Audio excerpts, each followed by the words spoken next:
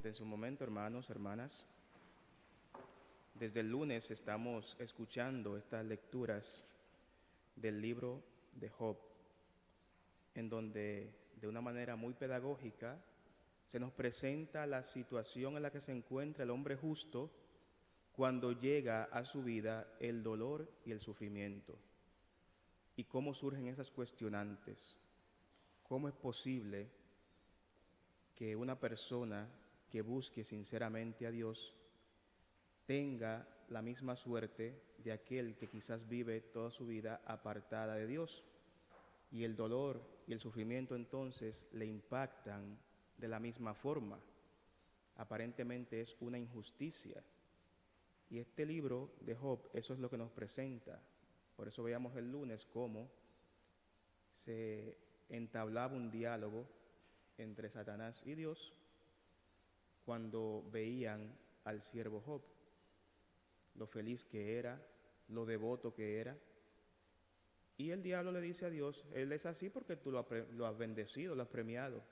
Quítale lo que tú le diste para que tú veas cómo reniega de ti. Y entonces se da este diálogo como una pedagogía para mostrarnos la manera de proceder de Dios y la fidelidad que debemos presentar nosotros que estamos buscando sinceramente a Dios. Y ocurre eso, le dan el permiso para que todo lo que tiene Job le sea retirado. Y vemos que llega un momento en que él se desespera porque hasta sus amigos y su esposa comienzan a cuestionarle. Y entonces tú que eres tan fiel a Dios, mira cómo estás. Y él hasta se desea no haber nacido. Sin embargo, hoy reconoce que por más que nosotros querramos entender las cosas de Dios y el proceder del Señor, no podremos entenderlas, porque Él nos supera a nosotros.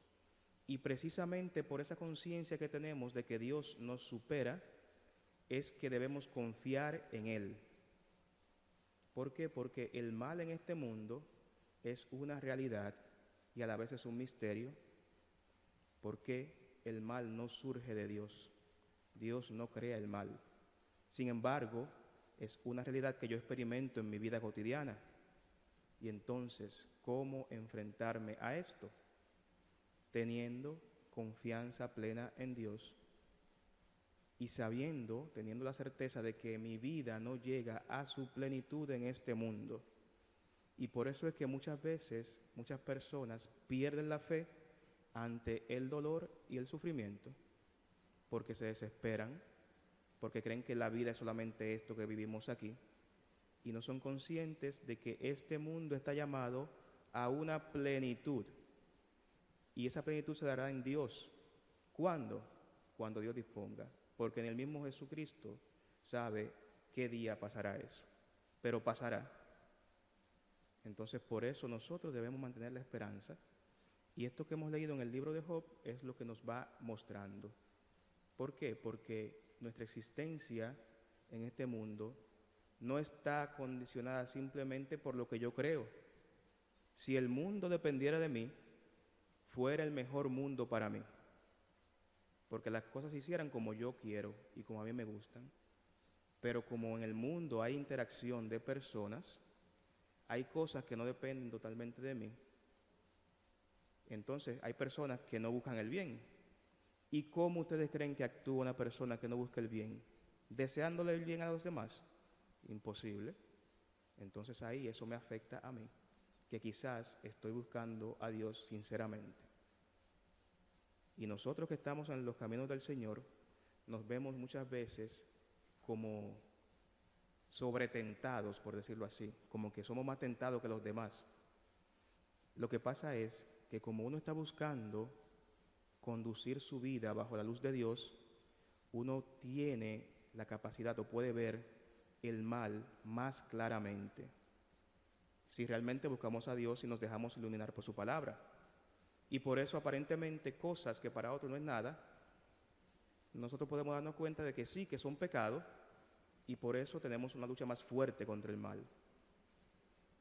Y debemos ser conscientes en el seguimiento de Cristo de que esto será así y estar entonces más firmes en la fe.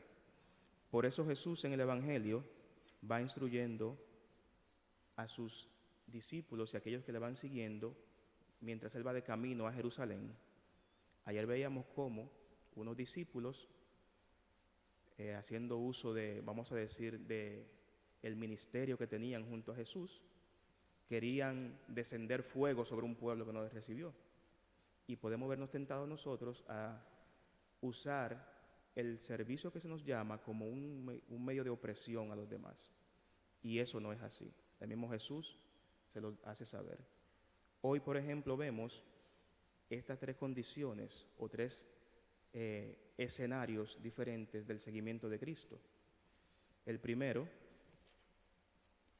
Jesús le dice a uno, sígueme. No, el primero, uno le dice, te seguiré donde quiera que vayas. Y él le hace consciente de lo que implica seguir a Jesús, porque eso es lo que nos dará la constancia. Cuando nosotros nos hagamos conscientes de qué buscamos y a quién seguimos, entonces seremos realmente constantes en el seguimiento de Jesús y la fe se irá robusteciendo. Entonces él le explica, las zorras tienen madriguera, los pájaros nidos, pero el Hijo del Hombre no tiene dónde reclinar la cabeza. A otro Jesús le dice, sígueme. Y este entonces le dice, déjame primero ir a enterrar a mi padre. Y ustedes dirán, pero Jesús sí no tiene corazón. Porque precisamente la iglesia dice que enterrar a los muertos es una obra de misericordia. Y entonces, ¿cómo Jesús le dice que no? Que deje que los muertos entierren a sus muertos. Esto se entiende en el contexto de que esta persona quizás quería ir a enterrar a su padre para primero asegurar su herencia y después seguir a Jesús, o posponer el seguimiento de Cristo, porque había un apego enfermizo. Y el seguimiento de Cristo debe hacerse en libertad. Y por último, esta última persona que le dice, te seguiré, Señor, pero déjame primero despedirme de mi familia. También hay un mandamiento que manda a honrar padre y madre. Entonces, dice Jesús, quien empuña el arado y mira hacia atrás, no sirve para el reino de Dios. Cuando Jesús pone esas condiciones, Él no está despreciando a la familia. Simplemente quiere hacernos conscientes de que la opción por seguirle debe hacerse en libertad y con una decisión firme de permanecer cerca de Dios, cerca de Cristo. Y si permanecemos cerca del Señor, les aseguro que todas nuestras realidades serán iluminadas por su palabra y podremos entonces alcanzar ese reino que esperamos. Que así sea.